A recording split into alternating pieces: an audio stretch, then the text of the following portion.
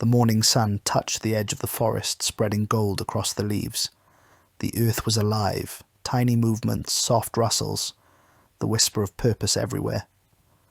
Under a large rock, hidden from the eyes of humans, there was a small, thriving ant colony, hundreds of lives moving together, each with a mission, each step deliberate, every action meaningful. Among them lived a young ant named Aro. Aro was curious, more curious than any ant in his colony. He often stopped in the middle of his work, staring at the world above, the tall trees, the wide sky, and the giant shadows of birds flying past. "Why do we work so much?" he'd ask.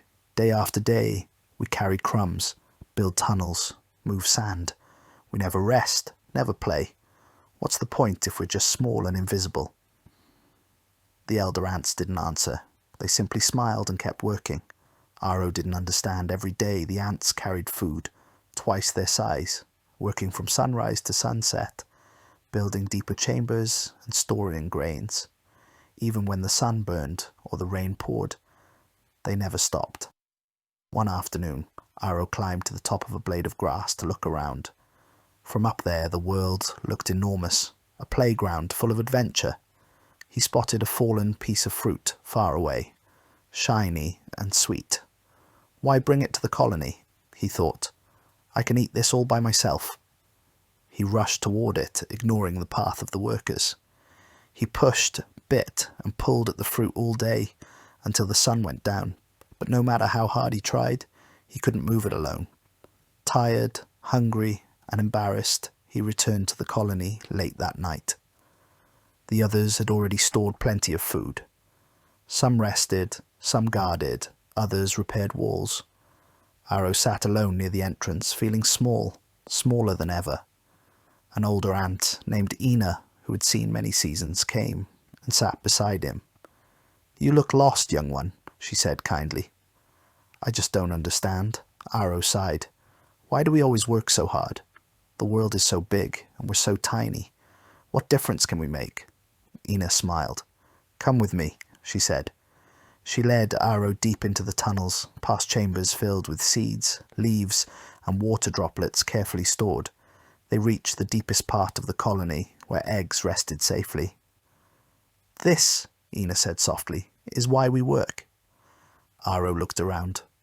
"All of this, for the future?" "Yes," Ina replied. "We work not for today, but for tomorrow. The rain will come soon. When it does, we cannot leave the nest. If we don't prepare, our family will starve. Our work today is our survival tomorrow." Aro was silent. He had never thought of it that way. Days passed. The weather changed. Dark clouds gathered over the forest, and rain began to pour endlessly. The ground flooded, the sky thundered, and the once busy forest turned silent, except for the ants. Inside the colony, the ants stayed warm and safe, surviving on the food they had collected. They worked together, moving eggs to dry chambers, sealing tunnels, helping one another. Aro looked around in awe. Every single ant had a role. No one complained. No one quit. No one said, "It's too hard." He finally understood. This was their power. Not their size, not their speed, but their discipline and unity. When the storm ended and sunlight returned, the ants emerged from their home, not broken, not hungry, but ready to rebuild what was lost. Aro stood outside, watching the destruction around them. Fallen branches, washed away leaves, and muddy ground everywhere. But the ants began their work, again, piece by piece, grain by grain. Aro joined them this time, not with doubt, but with pride. He carried a seed larger than his head, his tiny legs trembling, but his heart full of strength. As he worked, he noticed a grasshopper nearby watching them. "You ants never stop," the grasshopper said, laughing. "The rain just ended. Don't you ever rest?" Aro smiled. "We rest when our future is safe." The grasshopper chuckled and jumped away. Weeks later, another heavy storm hit. The grasshopper had no shelter, no food, and nowhere to go. He tried to survive, but grew weak and hungry. Meanwhile, the ant colony thrived, their food safe, their tunnels strong, their family united. One morning, as the sun returned, the grasshopper saw the ants again and whispered weakly, "You were right. All that work wasn't for nothing." Arrow helped him up and gave him a grain of food. "Now you know," he said softly, "success is built before the storm, not after." The young ant who once questioned everything was now one of the most hard-working in the colony. He had learned what the elders already knew, that success is not made of luck or strength, but small, consistent efforts repeated every single day.